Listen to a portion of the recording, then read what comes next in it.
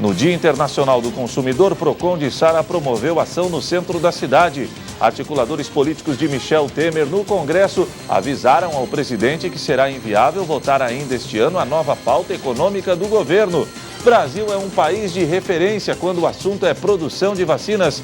Criciúma próxima de zerar fila de espera na educação infantil. Professora dá exemplo de superação, vence a paralisia e leciona com maestria. E no esporte, Argel prepara o Tigre para o jogo decisivo de amanhã frente ao Brusque. As notícias de Criciúma e do sul de Santa Catarina você confere a partir de agora. No ar pela TV Primavera, Informe Região.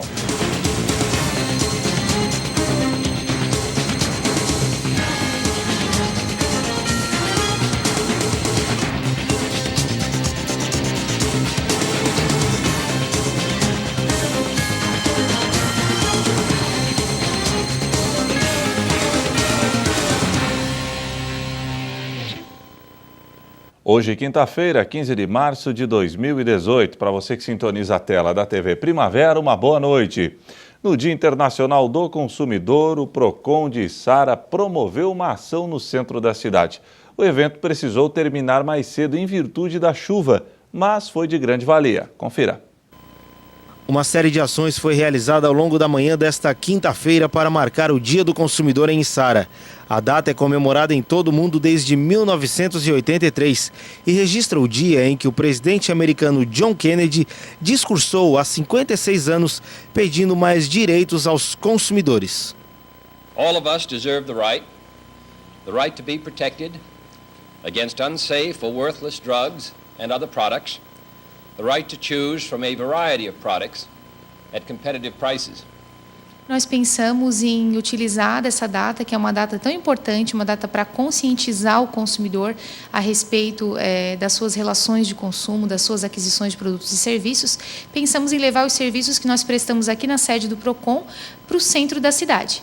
E foi isso que nós fizemos, né? Então, além do serviço que a gente já presta aqui de maneira convencional, que é orientar o consumidor, formalizar as denúncias, as notificações, nós firmamos parceria com alguns dos entes aqui da administração e também com alguns outros. Então, através da Secretaria de Saúde do município, os técnicos estão fazendo a coleta de testes rápidos de saúde. Através de parceria com a Fundação de Cultura, nós temos as apresentações artísticas. Através de parceria com o CDL do município, nós temos a consulta ao SPC local de maneira gratuita. E, além disso, nós fazemos também algumas palestras para as escolas públicas do município, levando, então, a esses alunos todas as informações a respeito dos direitos básicos do consumidor e, ao final das palestras, então, esses consumidores mirins recebem o certificado de fiscal mirim aqui do Procon. O público-alvo para as palestras realizadas pelo Procon eram as crianças e os adolescentes, que em breve serão os novos consumidores do município. Nós justamente buscamos fazer esse tipo de trabalho com as escolas, porque apesar de muitas vezes as pessoas acharem que os adolescentes ou mesmo as crianças não são consumidores ativos, eles influenciam muito dentro de casa na compra e nas aquisições da família, né? E aí, justamente por essa influência que eles exercem, tá utilizando eles como um canal de pulverização de informação correta, eles vão acabar disseminando isso dentro da escola, dentro de casa, para os amigos, e efetivamente, quando se tornarem de fato consumidores ativos com remuneração própria e começarem a adquirir os seus produtos, eles vão ter aí já essa consciência voltada para o consumo consciente, né? O maior beneficiado com o evento foi o consumidor, que ganhou um presente especial. O Procon do município adquiriu um veículo que será utilizado para atendimento nos bairros. Conseguimos finalmente adquirir o tão sonhado veículo que vai servir de Procon móvel, de Procon itinerante. Estaremos levando então mensalmente os serviços do Procon para as comunidades que às vezes, porventura, não conseguem está fazendo a sua notificação aqui na sede e acabam deixando para frente, acabam depois se vendo no mesmo tipo de conflito. Com esse tipo de serviço, agora que a gente vai conseguir fazer através desse veículo, que é levar o serviço do Procon até o munícipe, a gente vai ter aí, então, essa questão de uma maior abrangência na questão de informação. E para encerrar, a coordenadora reforça: cautela é sempre o maior caminho para evitar que o consumidor seja lesado. Mas, se precisar, o Procon está de portas abertas. que ele veja realmente se ele está precisando daquele produto nesse momento, que ele faça uma pesquisa de preço, que ele, de fato, faça as compras de maneira consciente. E quando ele tiver qualquer tipo de dúvida, que ele procure os órgãos de defesa do consumidor. Para isso, nós estamos aqui esperando todos os munícipes. O presidente Michel Temer continua na mira do Supremo Tribunal Federal, mas além do seu enfraquecimento político, outra notícia preocupa o Palácio do Planalto. Articuladores políticos de Temer no Congresso avisaram ao presidente que será inviável votar ainda este ano a nova pauta econômica do governo, que inclui a privatização da Eletrobras e a reoneração da folha de pagamento. Fora isso, a queda de braço entre Executivo e Judiciário continua. A decisão do ministro do Supremo, Luiz Roberto Barroso, de mudar as regras do indulto natalino decretado pelo presidente Michel Temer no fim do ano passado, gerou duras críticas de 2 ministros do governo. E não demorou muito para que a Advocacia Geral da União apresentasse uma petição ao Supremo Tribunal Federal para que a decisão do ministro seja julgada com prioridade pelo plenário da Corte. Em dezembro passado, Temer tinha editado as regras de forma mais abrangente do que o usual. Permitia, por exemplo, que criminosos do colarinho branco fossem libertados. Agora, Barroso estabeleceu regras mais rígidas para a concessão do benefício. Só pode ser libertado quem não cometeu crime violento, quem foi condenado a até 8 anos de prisão e quem cumpriu ao menos 1/3 da pena total. Condenados de corrupção ficam fora do benefício. O próprio ministro Luiz Roberto Barroso encaminhou o caso para julgamento no STF. Mas cabe à ministra Carmen Lúcia, na condição de presidente do Supremo, marcar a data deste julgamento, o que ainda não aconteceu. Por outro lado, a ministra da Advocacia Geral da União, Grace Mendonça, que esteve em uma reunião aqui no Supremo Tribunal Federal nesta quarta-feira, diz que, considerando a relevância desta matéria em debate e a necessidade de pacificação sobre o tema, mostra-se urgente uma definição sobre a questão pelo plenário da Corte. E em mais um capítulo desta quebra de braço entre judiciário e executivo, o ministro Barroso autorizou nesta terça-feira a defesa de Michel Temer ter acesso à decisão de quebra de sigilo do presidente. Porém, sob uma condição: o acesso só será permitido assim que todas as diligências forem cumpridas, ou seja, quando as análises determinadas pelo ministro forem concluídas pela Polícia Federal e assim que elas forem documentadas no Supremo. Temer é investigado em um inquérito que apura se houve pagamento de propina na edição do Decreto dos Portos. O inquérito é relatado por Barroso e foi aberto em setembro do ano passado. No último dia 5, o ministro autorizou a quebra de sigilo bancário de Temer. Logo em seguida, a defesa de Temer pediu para ter acesso à decisão. A assessoria do presidente divulgou nota informando que dará à imprensa total acesso às informações do extrato de Temer, mas em seguida voltou atrás. Segundo o Planalto, ainda não há definição sobre o assunto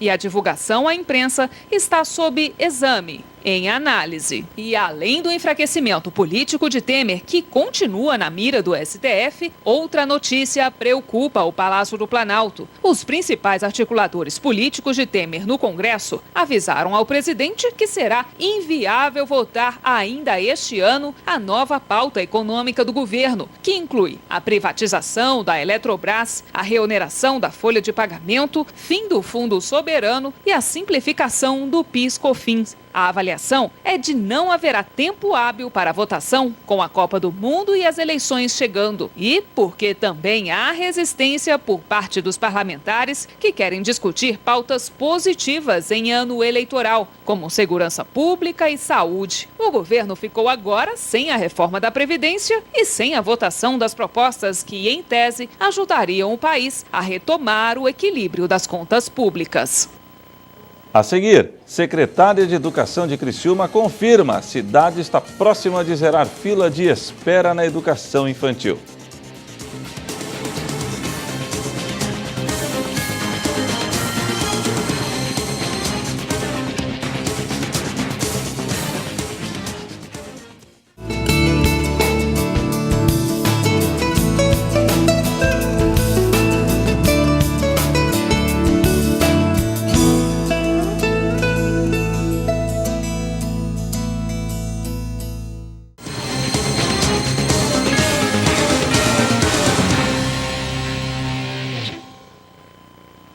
O Brasil é um país de referência quando o assunto é a produção de vacinas.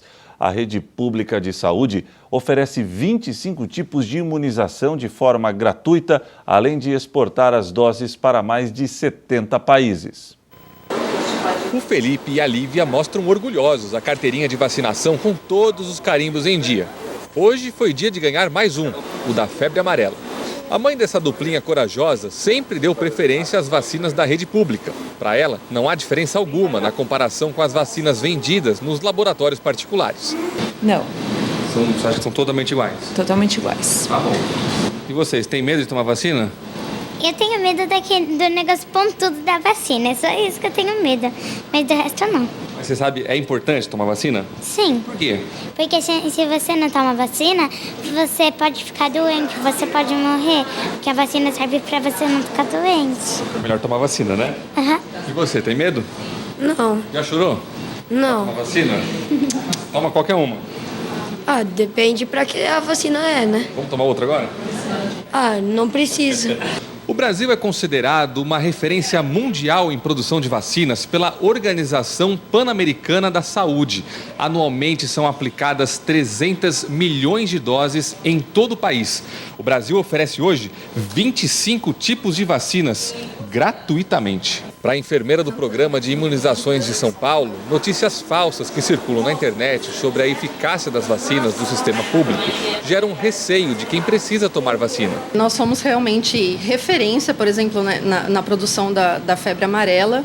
Nós somos referência. O Brasil é um país de referência na produção dessa vacina, então ele consegue com eficiência produzir a vacina mais rapidamente. O pediatra Marcelo Pedreira reforça que a eficácia da vacina aplicada no Sistema Único de Saúde é o mesmo da rede privada. O que muda são as reações, devido à forma como as doses são produzidas. Em termos de eficácia, as vacinas fornecidas pelo Ministério da Saúde são muito boas, né? Inclusive equiparadas de maneira geral às vacinas que você pode tomar nas clínicas privadas.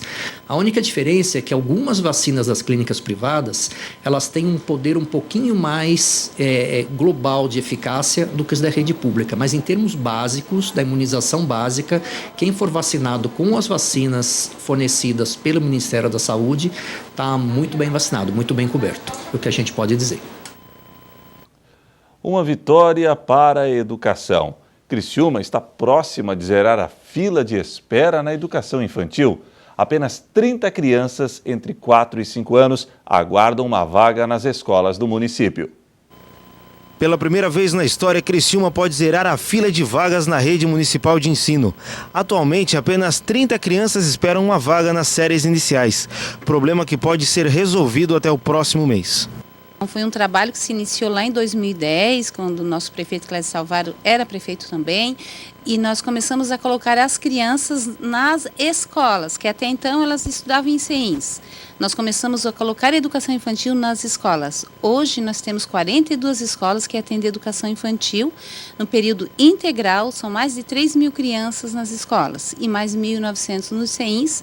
Então, isso fez com que nós praticamente zerássemos a fila de espera. Os números estão chamando a atenção não só aqui na região, mas em todo o estado. Foi feito um estudo nas 7 maiores regiões do estado. E, para nossa satisfação, foi constatado que Criciúma, ela é a cidade do porte, né, entre as 7 maiores de Santa Catarina, que está com um atendimento melhor da educação infantil. Nós é que conseguimos fazer com que essa fila de espera fique zerada e que não só de 4 e 5 anos, mas 0 a 3, que é um atendimento que a FASC faz também, ela está com a fila praticamente zerada. Então, o trabalho, a FASC, a Secretaria Municipal de Educação vai fazer com que esse atendimento chegue a todas as famílias e a todas as crianças de Criciúma. Para preencher estas vagas, a Prefeitura tem alguns critérios que priorizam escolas onde não será necessário muito deslocamento dos pais da criança. Nós procuramos colocar as crianças perto da sua residência, ou perto do trabalho do pai ou da mãe, ou na sequência onde os pais passam para trabalhar. Mas algumas crianças, inclusive, que estão na fila de espera, elas estão matriculadas num CEIN ou numa escola e estão esperando que elas tenham preferência por uma outra escola. Algumas não, algumas estão esperando para serem atendidas, mas algumas estão querendo mudar de senha. A gente coloca na fila de espera, mas não é uma criança que está fora da escola. A expectativa da Secretaria de Educação é que esta marca permaneça para os próximos anos. Esperamos que até o mês de abril a gente consiga zerar essa fila de espera e manter, né? Porque um dia tem uma fila, um dia tem crianças esperando, no outro dia já não tem mais, porque é uma rotatividade que é comum na educação, principalmente na educação infantil. Tem muitas crianças que se mudam, famílias, mas nós esperamos que a partir do momento que a gente consiga zerar a fila da educação infantil, que a gente mantenha essa fila, sem filas para o resto do ano, para o ano que vem. Que isso seja uma conquista que seja constante. A seguir, Argel prepara o Tigre para o jogo decisivo de amanhã frente ao Brusque.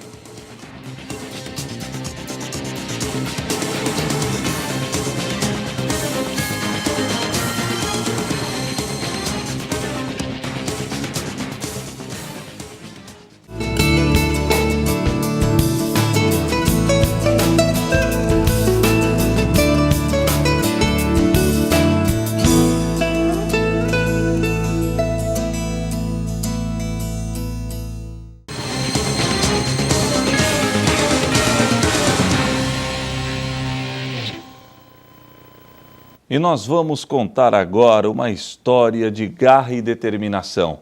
Uma mulher que supera limites e faz da literatura sua maior paixão. Essa é a história da Divina Célia, escritora que decidiu viver o hoje com intensidade. O gosto pela literatura surgiu quando a Divina Célia ainda era criança. Como nós morávamos no sítio, então eu achava lindo as folhas das árvores ficarem igual bailarinas, né? A partir dali eu comecei a gostar de escrever, a imortalizar os momentos da vida, os melhores momentos, né? Foi aos 6 anos, depois de uma poliomielite, que começaram as limitações físicas, o que não impediu os estudos, não diminuiu a paixão pelas letras, nem impediu as vitórias. Dentro da sala de aula, dentro de uma para sair da faculdade, para sair para ficar dias e dias viajando para fazer mestrado, tudo isso me causou bastante dor. Mas também agora tem a paixão de ter o resultado. Hoje as palavras são a arma e a paixão é o combustível que faz mover a arte de escrever. Porque a paixão é aquilo que se vive com intensidade os momentos, né? Você, por exemplo, eu vivo com intensidade o momento por exemplo, eu vivo com intensidade o momento que eu estou com você. Eu estou vivendo uma grande paixão fazendo essa matéria. Então eu vivo esse momento apaixonadamente. Eu não eternizo ele. Quando é um amor, você vai vivendo ele cotidianamente até que a paixão vire um amor. E para que eu não sofra, porque o amor vai trazer sofrimento, porque eu vou ter que fazer adaptações para viver ele, e adaptação pro deficiente eu vivo, né, quase dia, toda hora. Então eu vivo a paixão. Estes são 2 dos 10 livros já publicados pela escritora.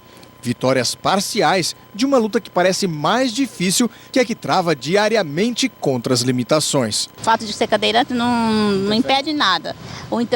A maior dificuldade minha é as políticas públicas que impedem os livros de sair. Por que tem tanta dificuldade?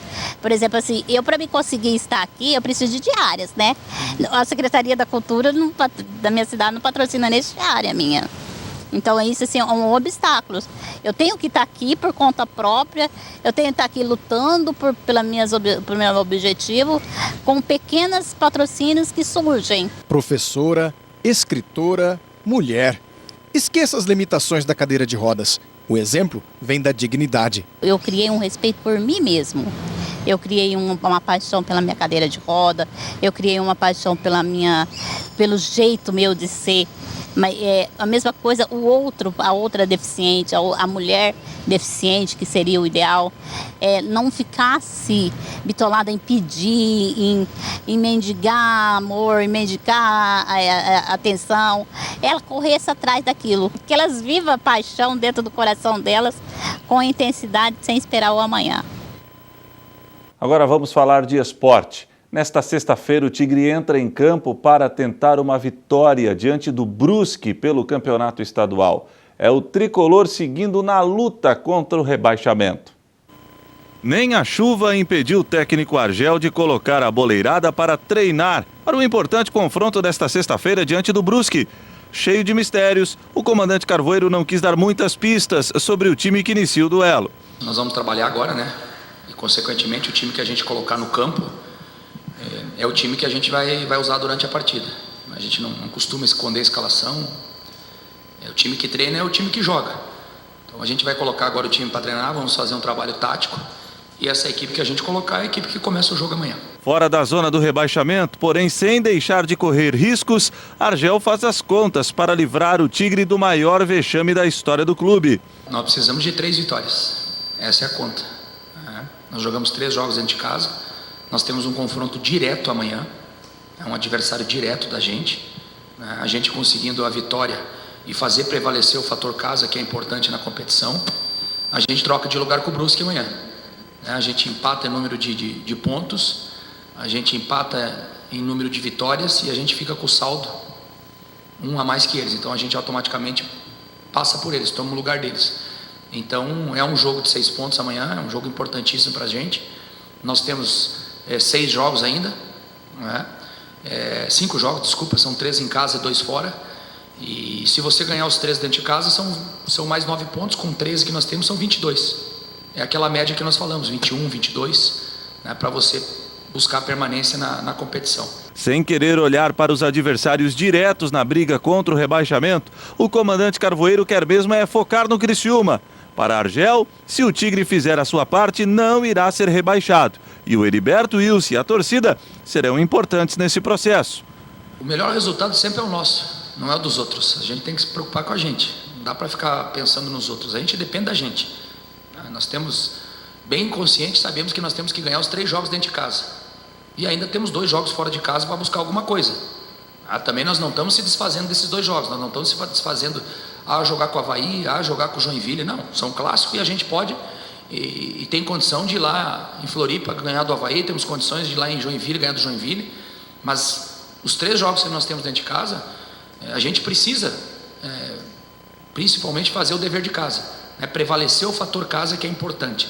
E para resolver o problema do tricolor, o negócio é fazer gols. Preocupado com o baixo aproveitamento do ataque, Argel quer treinar a exaustão os atacantes do Tigre para que as redes adversárias balancem para valer. A partir do momento que você começa a trabalhar cruzamentos, começa a trabalhar finalizações, e ontem nós fizemos cruzamento, finalização, depois nós fizemos finalização frontal, com o pé, chute de fora da área, e aí a finalização foi melhor. Porque ele estava acostumado a fazer finalização de fora da área, mas não estava acostumado a fazer cruzamento. O lateral precisa cruzar. Quanto mais o lateral cruzar, melhor vai ficar o cruzamento dele no jogo. Quanto mais os nossos atacantes cabecear dentro da área, que é a jogada de gol que acontece hoje em dia no futebol, todo mundo trabalha, cria uma situação de jogo, de você chegar pelas laterais, chegar no fundo e cruzar. 90% dos gols, isso não é eu que estou dizendo, a UEFA fez um estudo, 90% dos gols é dentro da grande área. 10% é fora, é chute de fora da área, é um chute de uma lateral, mas 90% dos gols em todo o futebol mundial acontece dentro da grande área ali, naquela região ali.